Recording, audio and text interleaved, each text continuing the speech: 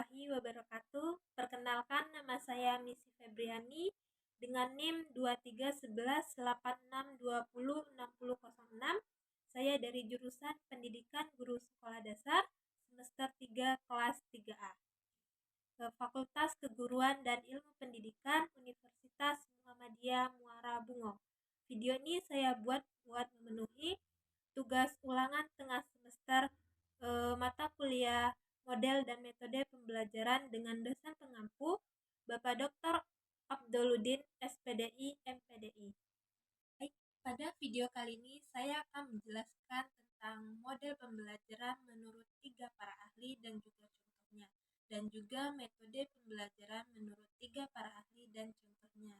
Jadi, model yang pertama adalah model pembelajaran kontekstual. Jadi, menurut Nani Rubianto 2010, pembelajaran kontekstual adalah konsep belajar yang membantu guru dalam mengaitkan materi yang dipelajari oleh siswa dengan situasi dunia nyata dan mendorong siswa untuk membuat hubungan antara pengetahuan yang dimiliki dengan penerapannya dalam kehidupan sehari-hari siswa. Jadi, model pembelajaran kontekstual ini lebih menekankan kepada kehidupan nyata siswa.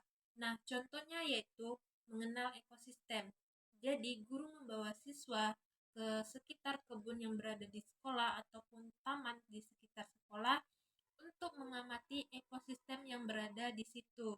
Siswa dapat mencatat interaksi antara makhluk hidup dan lingkungannya, seperti tumbuhan, serangga, dan hewan lainnya.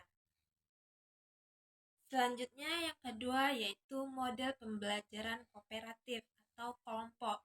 Nah, menurut Sanjaya 2006, pembelajaran kooperatif merupakan model pembelajaran dengan menggunakan sistem pengelompokan atau tim kecil, yaitu antara 4-6 orang yang mempunyai latar belakang kemampuan akademik yang berbeda, jenis kelamin, ras, atau suku bangsa yang berbeda. Nah, jadi dalam pembelajaran kooperatif ini yaitu pembelajaran kelompok yang membuat kelompok-kelompok kecil yang terdiri dari 4-6 orang siswa. Nah, contohnya yaitu guru membagi siswa menjadi kelompok-kelompok kecil, lalu setiap kelompok akan diberikan satu sub materi yang akan didiskusikan. Jadi, diharapkan dalam pembelajaran kooperatif ini siswa dapat saling bekerja sama, bertukar pikiran, dan berkolaborasi dalam satu kelompok tersebut sehingga mendapatkan hasil yang diinginkan. Jadi setelah itu nanti perwakilan kelompok akan menyampaikan dari hasil diskusinya di depan kelas. Selanjutnya yang ketiga yaitu model pembelajaran berbasis masalah atau PBL. Menurut Arens 2013, model pembelajaran berbasis masalah ini merupakan penyajian situasi permasalahan yang autentik dan bermakna kepada peserta didik yang dapat menjadi landasan penyelidikan dalam inquiry. Jadi, model pembelajaran berbasis masalah ini, guru akan memberikan satu masalah sehingga siswa tersebut dapat menyelesaikannya. Nah, contohnya yaitu guru memaparkan data tentang wilayah yang kekurangan air bersih. Nah, nanti guru akan menyuruh siswa untuk berpikir dalam menyelesaikan masalah tersebut. Apa penyebab krisis dari air bersih tersebut dan bagaimana cara kita membantu masyarakat dalam mendapatkan akses air bersih. Jadi siswa dituntut untuk berpikir dalam menyelesaikan masalah tersebut. Saya akan menjelaskan tentang metode pembelajaran menurut para ahli, yaitu yang pertama metode eksperimen. Nah, menurut Hamdayana, metode eksperimen adalah cara penyajian pelajaran yang memberikan kesempatan kepada peserta didik untuk melakukan percobaan dan menemukan fakta. Nah, jadi metode eksperimen ini guru akan memberikan kesempatan kepada siswa untuk mencoba dan menemukan fakta. Nah, contohnya yaitu seperti siswa menanam biji dalam keadaan yang berbeda, yaitu seperti menanam tanpa air, tanpa cuaca, dan lain-lain. Dan siswa akan mencatat pertumbuhannya. tentu akan ada perbedaan antara biji yang ditanam tanpa air dan tanpa cahaya. Yang kedua yaitu metode tanya jawab. Nah, menurut Shah 2007, metode tanya jawab adalah cara penyajian pembelajaran oleh guru dengan memberikan pertanyaan dan meminta jawaban kepada siswa. Jadi, metode tanya jawab ini yaitu guru akan memberikan pertanyaan kepada siswa sehingga siswa bisa menjawab pertanyaan tersebut. Jadi, adanya timbal balik antara guru dengan siswa. Nah, contohnya yaitu seperti guru membacakan sebuah cerita pendek, lalu guru akan bertanya kepada siswa, siapakah tokoh utama dalam cerita ini dan apa konflik yang dihadapi oleh tokoh utama dan bagaimana penyelesaian masalah dalam cerita ini. Nah, siswa diharapkan bisa menjawab dan guru memberikan kesempatan kepada siswa lainnya untuk memberikan tanggapan maupun pendapatnya masing-masing. Nah, yang ketiga yaitu metode demonstrasi. Menurut Majid 2014, beliau berpendapat bahwa metode demonstrasi merupakan metode penyajian pelajaran dengan memperagakan dan mempertunjukkan kepada peserta didik tentang suatu proses, situasi, atau benda tertentu, baik sebenarnya ataupun hanya sekedar tiruan. Nah, jadi metode demonstrasi ini guru dapat memperagakan materi pembelajaran tersebut jadi siswa mengerti. Nah, contohnya yaitu guru membaca sebuah puisi dengan intonasi, nada, dan ekspresi yang sesuai.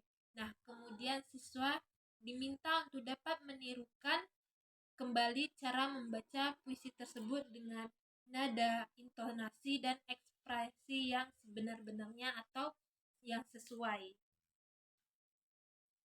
Baik, selanjutnya saya akan menjelaskan tentang sistem sosial. Jadi, sistem sosial itu yaitu interaksi antara guru dengan siswa, serta antar sesama siswa selama proses pembelajaran berlangsung. Nah, sistem sosial ini sangat penting untuk membentuk suasana belajar yang aktif, kolaboratif, dan menyenangkan. Nah, bagaimana sih implementasi sistem sosial ini dalam proses pembelajaran? Yaitu guru memfasilitasi diskusi kelas mengenai topik tertentu, seperti isu lingkungan atau sejarah. Siswa akan memberikan pendapat, mendengarkan pandangan orang lain, dan membangun argumen mereka.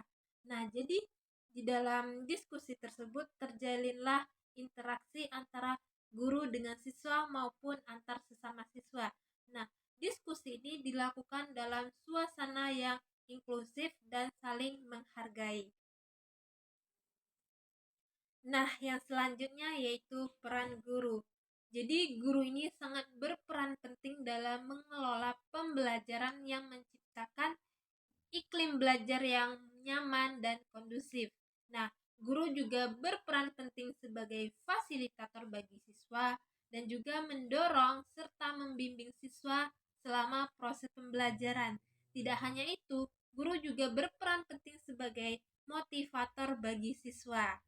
Nah, contoh implementasi peran guru ini dalam proses pembelajaran yaitu guru memberikan tugas proyek yang mendorong siswa untuk mencari informasi dari berbagai sumber. Nah, guru akan menyediakan materi belajar yang interaktif seperti video pembelajaran, buku referensi, dan perangkat digital.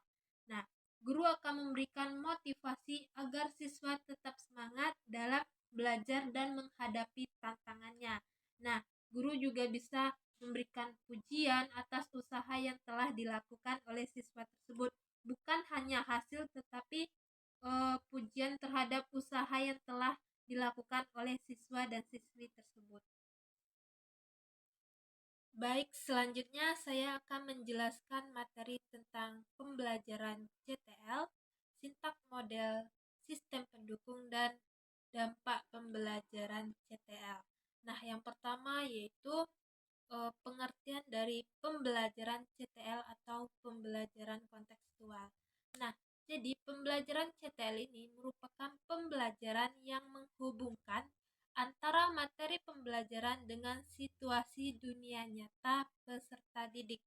Jadi, materi tersebut emang benar-benar nyata atau real dengan kehidupan peserta didik tersebut. Baik, yang kedua yaitu sintak model pembelajaran CTL. Yang pertama yaitu modeling.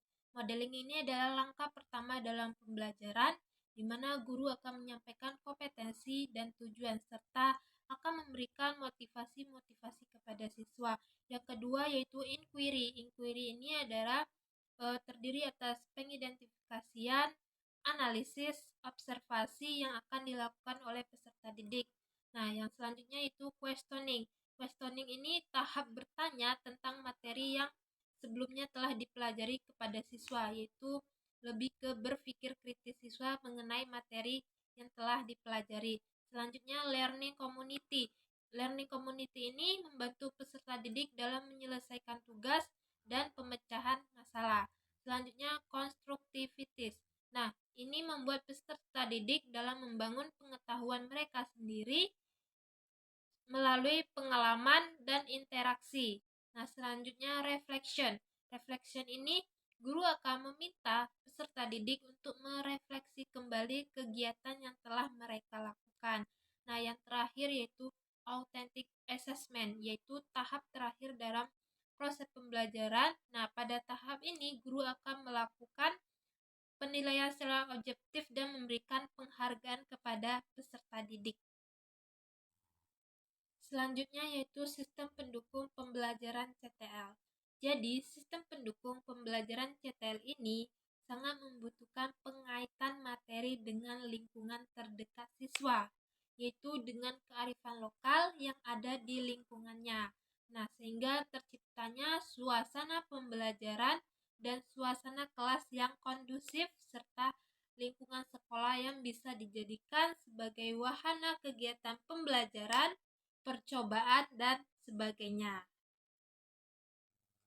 Nah, selanjutnya yaitu dampak pembelajaran CTL. Dampak pembelajaran CTL ini yaitu pembelajaran menjadi lebih bermakna atau real. Artinya, siswa dituntut untuk dapat menangkap hubungan antara pengalaman belajar yang ada di sekolah dengan kehidupan nyata siswa. Karena tadi sudah saya jelaskan bahwa pembelajaran CTL ini merupakan pembelajaran yang dikaitkan dengan kehidupan nyata siswa. Baik, yang terakhir saya akan menjelaskan tentang model pembelajaran kooperatif, sintak model pembelajaran kooperatif, sistem pendukung pembelajaran kooperatif, dan dampak pembelajaran kooperatif. Nah, yang pertama yaitu model pembelajaran kooperatif itu apa sih?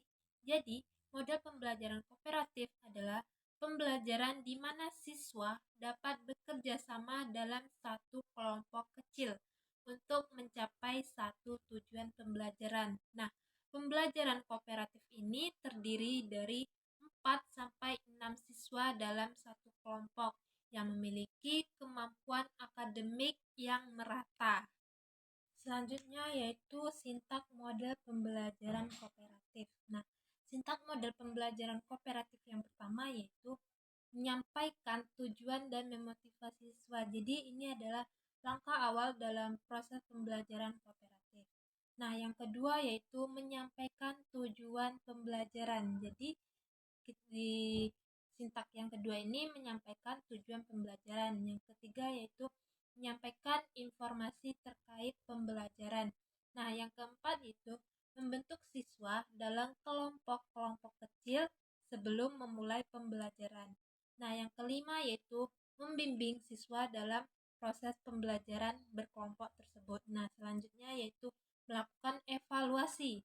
Nah, yang terakhir yaitu memberikan penilaian kepada siswa serta memberikan penghargaan kepada siswa.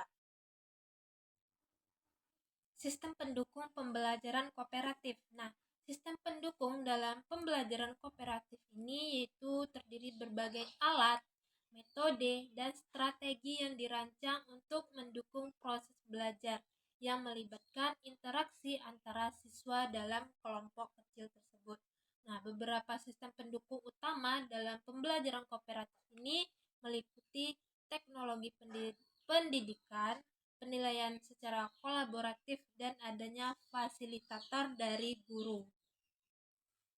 Selanjutnya itu dampak pembelajaran kooperatif. Nah, dampak yang pertama yaitu dapat menghilangkan rasa ngantuk.